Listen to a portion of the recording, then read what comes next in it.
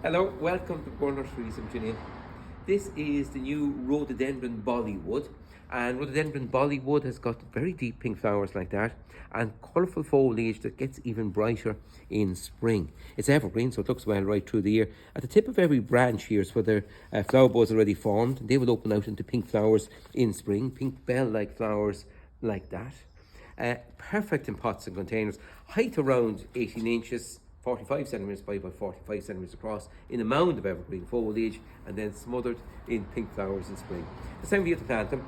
If you want to plant them in open ground, that's fine. Decent sized planting, all a little bit of super try planting fertiliser at the bottom, as well compost and soil on top, and the same back and around, and then feed them with our high iron feed. That's very important. We send some of that out to you when we're sending out Rhododendron Bollywood to you.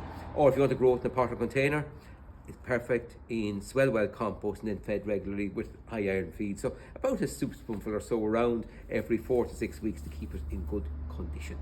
Bye for now. Enjoy your garden.